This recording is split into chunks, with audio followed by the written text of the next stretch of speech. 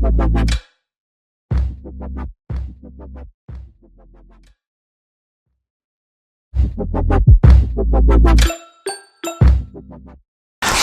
ceria dari saya, Seri Elizabeth binti Muhammad Firdaus, wartawan cilik 51 Studio. Pelari gagah meretas desa menyusul laluan tanpa rintangan. Siapakah bakal juaranya? Mari kita sama-sama saksikan.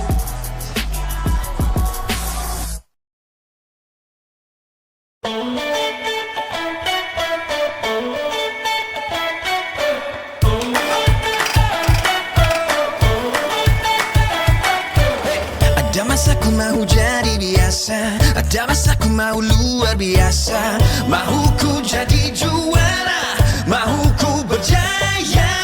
Kata orang hidup biar berjasa, dunia ini hanya sementara. Berani hadapi semua, harus kau percaya.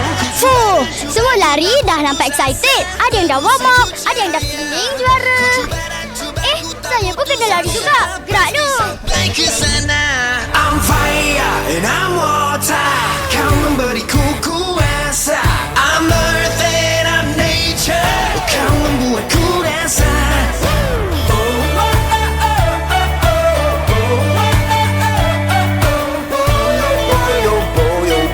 Jangan mudah mengalah. Gagal bukan alasan putus asa.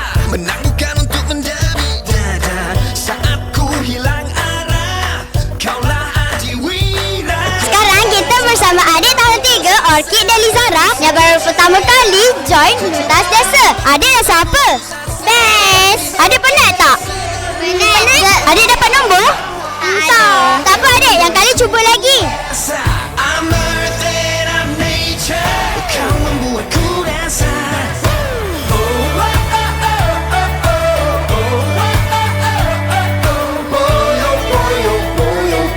Jangan mudah mengalah. Rasanya rumah sukan mana akan menang tahun ini? Rumahku ni. Mestilah rumah papa. Aku ni biru. Biru merah. Biru. Bukan. Mesti rumah merah akan menang. Rumah hijau. Biru. Kuning. Hijau. Ungu. Hijau. Ungu. Hijau. Mestilah hijau. Come on purple atau ungu. Tentunya biru. Kuning. Purple.